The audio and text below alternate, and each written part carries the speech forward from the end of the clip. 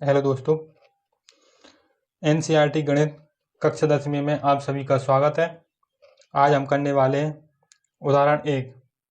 तो उदाहरण 1 क्या है? संख्याओं 4 के घात n पर विचार कीजिए जहां n एक प्राकृत संख्या है। जांच कीजिए कि क्या n का कोई ऐसा मान है जिसके लिए 4 की घात n अंक शून्य मतलब 0 पर समाप्त होता है। तो हम उदाहरण को पहले समझेंगे। उदाहरण क्या कह रहा है? तो उदाहरण कह रहा है 4 की घात n पर n का कोई ऐसा मान है जो टोटल आंसर है ऐसा है कि उसका इकाई अंक शून्य हो। इकाई अंक शून्य का मतलब हो, जैसे आपने संख्या देखी होंगी 20, ये इकाई कहलाती है और ये दहाई कहलाती है। आप सभी जानते हो, एक इकाई अंक है और ये दहाई अंक है। तो इकाई अंक क्या है इसमें? 0। जैसे आपने देखा होगा 100, तो 100 में भी ये इकाई का अंक है, ये दहाई का अंक है और ये सैकड़ा है। तो इसमें भी क्या है? इकाई का अंक 0 है। तो इनका कहने का मतलब ऐसा है, तो n का कोई सा ऐसा मान हो जब 4 के ऊपर वो n का मान रखने पर इकाई का अंक 0 हो। हम मतलब n का मान ऐसा कौन सा रखें? 5 रखें या 6 रखें या 7 रखें, इसके मान से तो इकाई का अंक क्या आना चाहिए? 0। तो क्या n का ऐसा कोई मान हो सकता है कि आपको बताना है? तो जिन संख्याओं के पीछे 0 आता है वो इकाई का अंक शून्य पर समाप्त होती हैं। तो आप बताना है। जैसे आप बताओगे सर 20 है, 500 है, 50 है, 1000 है, ये सब शून्य पर समाप्त होती हैं। जब इनके गुणनखंड निकालोगे तो हम जैसे अब जिनके गुणनखंड निकालेंगे, हम गुणनखंड निकाल के बताएंगे। जैसे पहले हम ले लेते हैं संख्या 10, क्योंकि इसका इकाई भी अंक भी है शून्य है। फिर हम संख्या लेंगे 20, फिर हम संख्या लेंगे 50, फिर हम लेंगे 100। अब इनका गुणनखंड निकालेंगे। हमने छोटी संख्या है इसलिए हम इनका गुणनखंड आसानी से निकाल सकते हैं। तो हम 10 का गुणनखंड कैसे निकालेंगे? ये 10 का तो आपको मौखिक याद होना चाहिए, 2 गुणा 5। अब 20 का 2 लगा देंगे 10 में, तो 2 गुणित 5। अब 50 की हमें कैसे निकालेंगे? 50 को मैं इधर निकाल के बताता हूँ आपको। तो सबसे पहले क्या करते हैं? 2 से भाग करते हैं। 0 देखा इकाई अंक, तो हम 2 से भाग करेंगे। 2 दूनी 4, 4 निकल गया, 1 इधर आ गया, जो हुआ 10, 2 पंजे 10। अब 5 देखा तो 3 से ट्राई करेंगे, 3 से नहीं फिर 5 से, तो 3 से इसमें भाग नहीं जाएगा, तो 5 से करेंगे, पचम 25। फिर 5 आया तो 5 से ही जाएगा, 5 एकम 5। तो क्या निकल के आया? 2 गुणा में 5 गुणा में 5। अब इस तरह जो 50 के हैं इसमें 2 का गुणा वो कर दो तो 100 को जाएंगे। तो 2 गुणा 5 गुणा 5। तो ये उन संख्याओं को गुणन करने हैं जिनका इकाई अंक क्या है? 0। तो ये वो संख्याएं जो शून्य पर समाप्त होती हैं। तो ये सभी सब संख्याएं शून्य पर समाप्त होती हैं, तो सभी के गुणनखंड में 5 5 5 5 5 जरूर आ रहा है। मतलब जो संख्याएं शून्य पर समाप्त हो रही हैं उनके गुणनखंड एक 5 निश्चित है। आप दुनिया की कोई भी संख्या उठाकर ले आओ जिसका इकाई अंक शून्य हो, तो उसका गुणनखंड एक 5 जरूर होगा। तो अपना प्रश्न समझो। 4 की घात n पर विचार कीजिए। मतलब 4 के ऊपर n की घात का मतलब यह है कि जिसका कुछ भी आंसर आ है, कुछ भी आंसर आ, लेकिन इकाई अंक 0 होना चाहिए। तो जैसे 10 है, तो 10 का एक गुणनखंड तो 2 है और दूसरा गुणनखंड क्या? 5 है। तो मतलब उसका गुणनखंड एक 5 निश्चित है। तो मतलब इस संख्या का गुणनखंड एक तो कितना होना चाहिए? 5 होना चाहिए। तो हम पहले 4 के गुणनखंड निकालेंगे। 4 के गुणनखंड 2 गुणित 2 गुणित इसके ऊपर कितनी घात? तो n की घात। 2 गुणित 2 का मतलब होता है तो 2 के ऊपर 2 की घात, तो फिर इसके ऊपर भी कितनी घात? n की घात। घात के ऊपर घात है तो उसका गुणा हो जाता है, 2 के ऊपर 2 की घात n हो जाएगा। तो यह इसमें कहीं भी 5 नहीं आया है, तो इसका मतलब क्या? तो ये इकाई अंक 0 पर समाप्त नहीं होगा। तो मतलब n का ऐसा कोई मान नहीं है जिसका इकाई अंक 0 पर समाप्त हो। तो n के ऊपर दुनिया की कोई सी भी संख्या रख दो, का अंक 0 हो ही नहीं सकता उसका आंसर। तो सिंपल तरीके से लिखना है, हमें डाल के लिखेंगे, दिया गया है। तो एग्जाम में इस तरीके से लिखना है। अब इसका गुणनखंड में तोड़ना है। ये संख्या 4 गुणित 2 गुणित 2 गुणित उसके ऊपर कितनी घात? n की घात। अब 2 बार लिखा है तो 2 के ऊपर 2 की घात और इसके, अब फिर इसको थोड़ा और आगे बढ़ाएंगे तो इसकी गुणा हो जाएगा 2 का और n का। तो 2 के ऊपर 2n। जब घात के ऊपर घात होती है वह गुणा में हो जाती है। इस तरीके से हम लिखेंगे 2 के ऊपर 2n की घात। अब लिखोगे यहाँ अभाज्य गुणनखंड 5 नहीं है, अतः n का ऐसा कोई सा भी मान नहीं है जिसमें संख्या 4 के ऊपर घात n शून्य पर समाप्त हो। आपको बोर्ड एग्जाम में इस तरीके से लिखना है। ठीक है, तो ये हमारा आंसर हो गया। आप लिख सकते हो वीडियो रोककर। अब हम दूसरा उदाहरण करेंगे। अब हम करेंगे उदाहरण 2। उदाहरण है संख्याओं 6 और 20 के अभाज्य गुणनखंड विधि से HCF और LCM ज्ञात कीजिए। मतलब लघुत्तम समापवर्तक और महत्तम समापवर्तक ज्ञात करना है। तो क्या करते हैं, हम पहले जो संख्या दी गई है उनको लिखेंगे। हम क्या है, संख्या है 6 और 20। अब हमें क्या करना है, सबसे पहले उनके अभाज्य गुणनखंड निकालना है। तो हम एडिंग डालेंगे। इस तरह से हमें एडिंग डालनी है। 6 के अभाज्य गुणनखंड फिर बराबर निकालना है। अब 6 के अभाज्य गुणनखंड निकालना है हमें। गुणनखंड निकालना मैंने आपको अलग से सिखाया हो, आप क्रम से देख रहे होंगे तो आपको समझ में आ रहा होगा। तो हम क्या करते हैं, पहले एक खड़ी लाइन लेते हैं और एक आड़ी लाइन, इधर 6 लिखते हैं। फिर सबसे पहले किससे शुरुआत करते हैं, 2 से। फिर 2 से भाग नहीं जाता है तो 3 से करते हैं। 3 से भाग नहीं जाता है तो 5 से करते हैं। तो हम पहले किससे शुरुआत करेंगे, 2 से करेंगे। 2 3 6।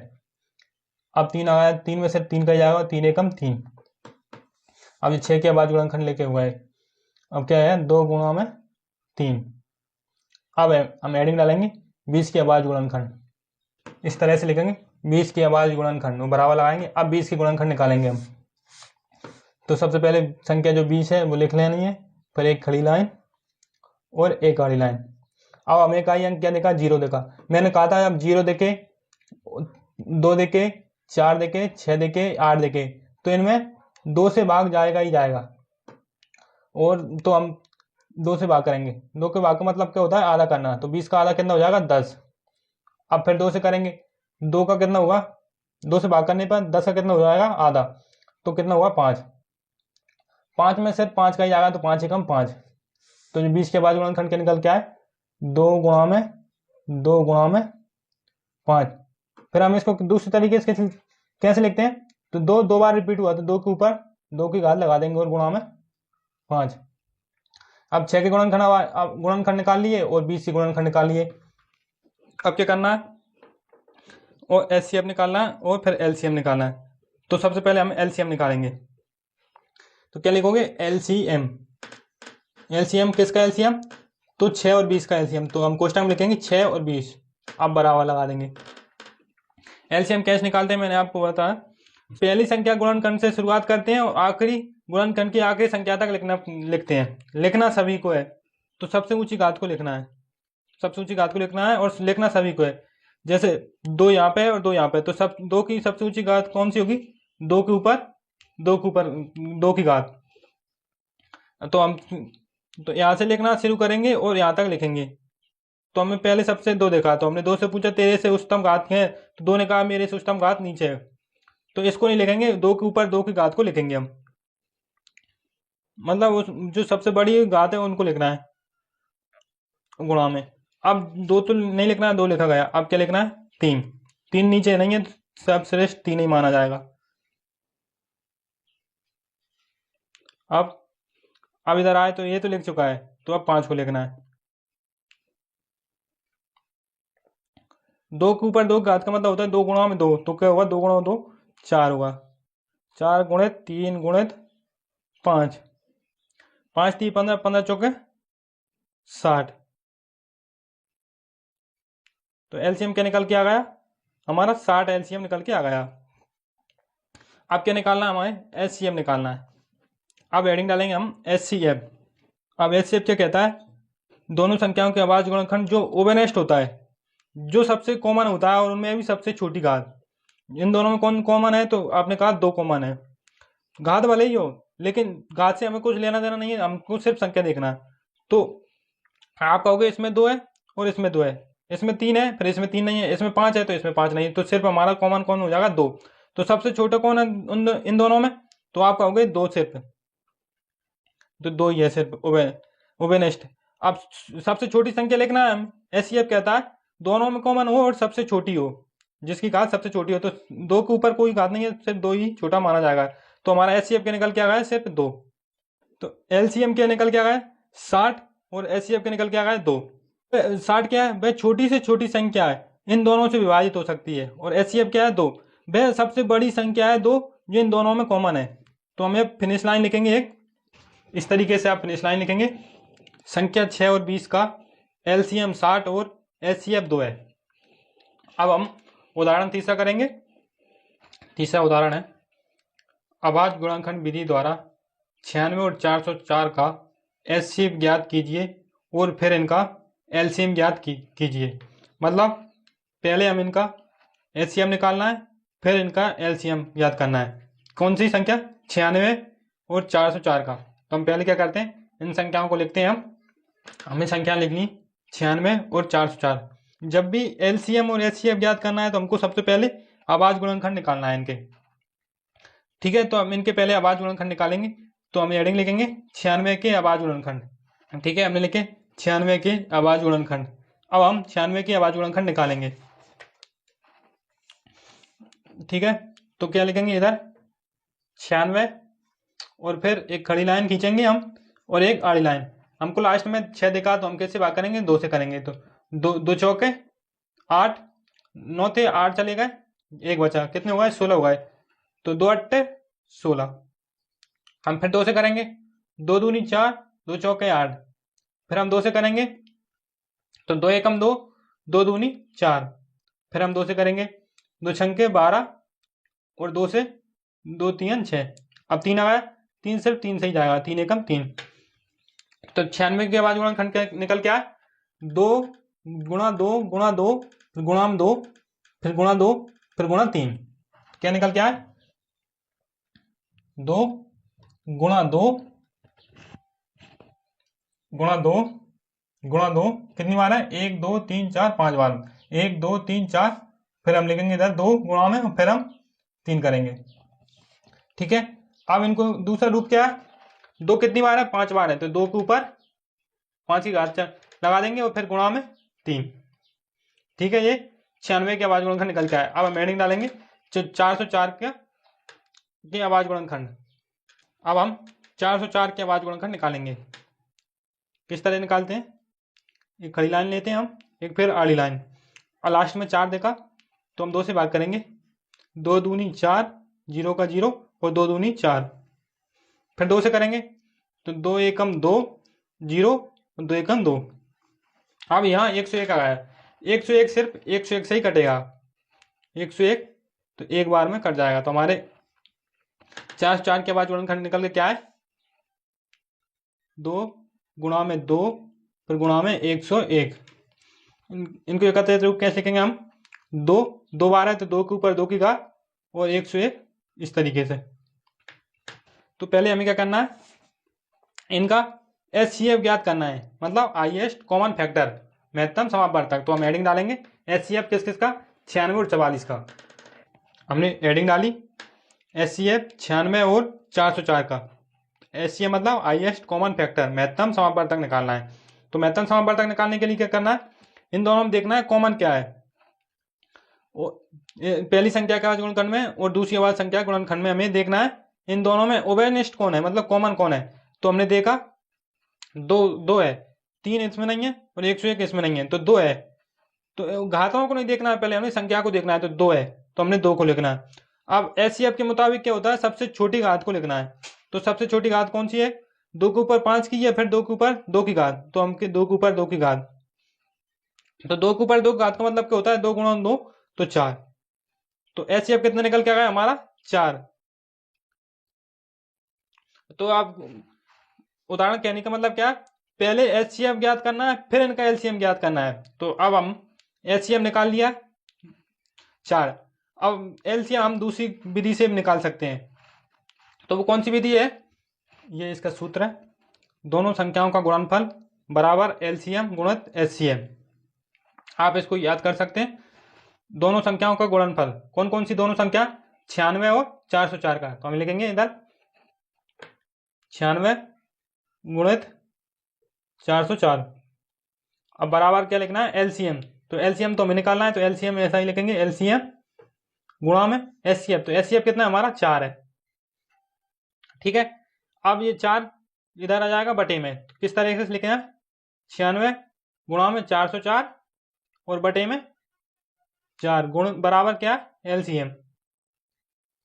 अब हम इनको काटना है, तो 4 से काटेंगे 96 को, 4 दूनी 8, एक बचा 16 का 4 4 चौके 16, तो अब क्या आ गया LCM 24 गुणित 404 बराबर LCM।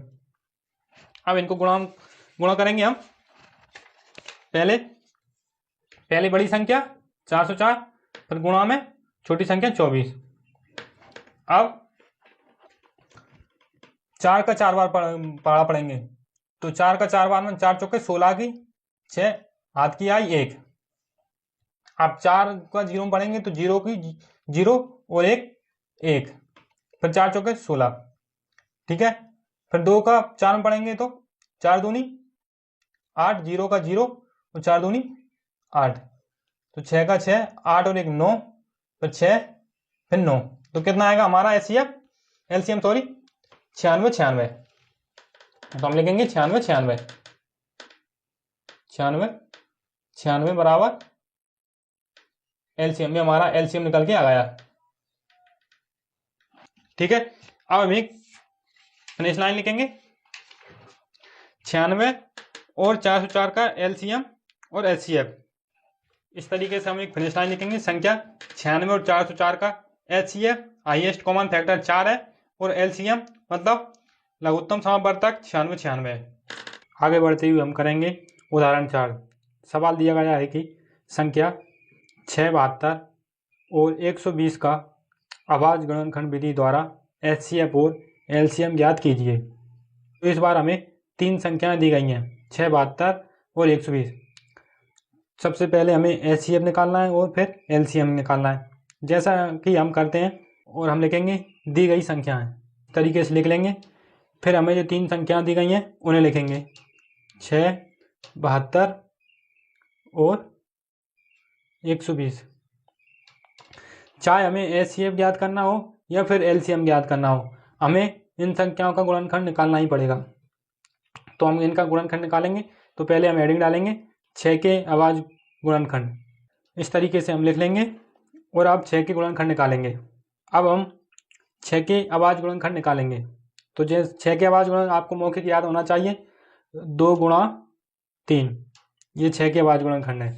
अब हम 72 के अभाज्य गुणनखंड निकालेंगे, तो एडिंग डालेंगे 72 के अभाज्य गुणनखंड। जैसा कि हमने एडिंग डाली 72 के अभाज्य गुणनखंड, तो हम 72 के गुणनखंड निकालेंगे। तो गुणनखंड निकालने के लिए क्या करते हैं, पहले संख्या लिखेंगे, फिर एक खड़ी लाइन खींचेंगे, फिर एक आड़ी लाइन। तो हम शुरुआत किससे करते हैं, 2 से। 2 3 6 निकल गए, 7 में से 1 बचा तो 12 हुआ, 2 छंके 12। फिर हम 2 से करेंगे, 2 एकम 2, 2 निकल गए, 1 बचा, 2 अट्ठे 16। फिर 2 से भाग करेंगे, 2 9 में 18, अब 9 आया, 2 से नहीं जाएगा। 2 के बाद किससे करेंगे भाग, 3 से करेंगे, तो 3 3 9, फिर 3 आया, फिर 3 से करेंगे, 3 एकम 3। तो 72 के अभाज्य गुणनखंड निकल के आए, क्या निकल के आए, 2 गुणा में 2, फिर गुणा 2, फिर 3 गुणा 3। ये 72 के अभाज्य गुणनखंड है। इनको हम किस तरीके से लिखते हैं, तो 2 कितनी बार रिपीट हुआ है, तो 2 3 बार रिपीट हुआ है, तो 2 के ऊपर 3 की घात। फिर गुणा में 3 कितनी बार रिपीट हुआ, तो 3 2 बार रिपीट हुआ, तो 3 लिख के उसके ऊपर 2 की घात लगा देंगे। अब हम 120 के अभाज्य गुणनखंड निकालेंगे, तो यहाँ एडिंग डालेंगे 120 के अभाज्य गुणनखंड। इस तरीके से हमने एडिंग डाली 120 के अभाज्य गुणनखंड, तो 120 के अभाज्य गुणनखंड निकालेंगे। 120 लिखेंगे, फिर एक खड़ी लाइन और एक आड़ी लाइन। हमको 0 दिखा तो हम 2 से भाग करेंगे, 2 छंके 12 और 0 का 0। फिर 2 से करेंगे, 2 3 6 और 0 का 0। फिर हम 2 से करेंगे, 2 एकम 2, 3 थे 2 निकल गए, 1 बचा, 10 हो गए, 2 पंजे 10। अब 2 से भाग नहीं जाएगा, हम 3 से करेंगे, 3 5 15। अब 3 से नहीं जाएगा, 5 से करेंगे, 5 एकम 5। तो ये 120 के बाद गुणनखंड निकल के आए। तो 2 गुणा में 2, फिर गुणा में 2, फिर गुणा 3, फिर गुणा 5। अब इसको किस तरीके से लिखेंगे, 2 कितनी बार रिपीट हुआ, तो 2 3 बार रिपीट हुआ, तो 3 बार 2 की घात 3 लगा देंगे, और से 3 एक बार और 5 भी एक बार। ये इनके अभाज्य गुणनखंड निकल के आ गए। ये 6 के अभाज्य गुणनखंड, और ये 72 के अभाज्य गुणनखंड, और ये 120 के अभाज्य गुणनखंड। अब हम HCF निकालेंगे, एडिंग डालेंगे। HCF इस तरीके से हमने लिखा HCF, फिर कोष्टक में उन संख्याओं को लिखा जिनका हम HCF निकालेंगे, फिर बराबर लगाया। तो HCF कैसे निकालते हैं? HCF मतलब ऐसी संख्याएं जो तीनों में कॉमन हो, जो तीनों के पास हो, और अभी हमें घात से कोई लेना देना नहीं है। तो तीनों में क्या है? 2 है, 2 है, 2 है। तो 2 तो तीनों में कॉमन है, तो हमने 2 लिख दिया। फिर यहाँ 3 है, यहाँ 3 है, यहाँ भी 3 है, तो 3 भी तीनों में है, तो 3 भी लिख देंगे। यहाँ संख्या 5 है, यह नहीं है, यह नहीं है, तो 5 नहीं है, तो तीनों में 2 और 3 ओवेनेस्ट है। HCF कहता है जो भी ओवेनेस्ट है उनकी सबसे छोटी घात को लिखना है। तो 2 यहाँ है, 2 यहाँ है, 2 यहाँ, तो 2 के ऊपर 3 की घात यहाँ, 2 के ऊपर 3 की घात यहाँ, तो 2 के ऊपर यहाँ नहीं है, तो सबसे छोटा यही माना जाएगा, तो 2 लिख दिया हमने। फिर यहाँ 3 है, फिर यहाँ 3 के ऊपर 2 की घात है, फिर यहाँ 3 है, इसमें भी 3 के ऊपर 1 की घात मतलब 3 को ही माना जाएगा। तो हमारा HCF निकल के आएगा 6। HCF में मतलब क्या होता है? मतलब जो तीनों संख्याओं के गुणनखंड में जो कॉमन होगा और सबसे छोटी घात है, भाई हमारा HCF होगा। तो हमारा HCF कितना होगा? 6 होगा। तो हमारा HCF निकल के आ गया 6। अब हमें क्या निकालना है? LCM। तो हम एडिंग डालेंगे LCM। हमने एडिंग डाली LCM 6, 72 और 120। LCM कहता है सबको लिखना है, रिपीट नहीं करना है, और उनकी ऊंची घातों को लिखना है। ये यात्रा कहाँ से शुरू करते हैं? पहली संख्या के गुणनखंड से। हमें पहली संख्या मिले, उससे ये पूछना है कि तेरे से बड़ा कोई तो नहीं है। तो सबसे पहले हमें 2 मिला, हमने 2 से पूछा क्या तेरी सबसे ऊंची घात क्या है? तो 2 ने कहा मेरी सबसे ऊंची घात 2 के ऊपर 3 की घात है। तो उसकी सबश्रेष्ठ घात को लिखना है, 2 को नहीं लिखना है, उसकी सर्वश्रेष्ठ घात को लिखना है। मतलब 2 के ऊपर 3 की घात सब सर्वश्रेष्ठ है।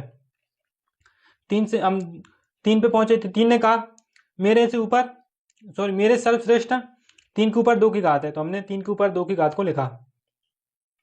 अब यहाँ है तो ये तो लिख चुका है, फिर ये भी लिख चुका है, इसको रिपीट नहीं करना है। फिर यहाँ पहुंचे तो ये भी लिख चुका है, 3 भी लिख चुका है। अब 5 से पूछा हमने तेरे से बड़ी कोई घात है? तो 5 ने कहा मेरे से कोई बड़ी घात नहीं है, सिर्फ मैं ही हूँ। तो 5 हमने लिख दिया। तो क्या किया मैंने? जितने भी अभाज्य गुणनखंड हैं तो उनकी सबसे ऊंची घातों को लिखा, कोई छूट ना जाए, इसलिए हम यात्रा यहाँ से शुरू करते हैं और यहाँ तक जाते हैं। तो पहली संख्या के गुणनखंड से प्रारंभ करते हैं और आखिरी संख्या के आखिरी गुणनखंड तक लिखता है। ठीक है, अब इनको हम सॉल्व करेंगे। 2 के ऊपर 3 की घात को मतलब होता है 2 को 3 बार लिखना है, तो 2 गुणा में 2, फिर गुणा में 3, फिर गुणा 3 के ऊपर 2 की घात को मतलब होता है 3 2 बार लिखना है, 3 गुणा में 3, फिर 5 लिखना है। अब 2 गुणा 2 का मतलब होता है 2 दूनी 4, 4 दूनी 8। अब गुणा 3 का मतलब होता है 9, 5 मतलब 5, 8 9 72, 72 गुणा 5।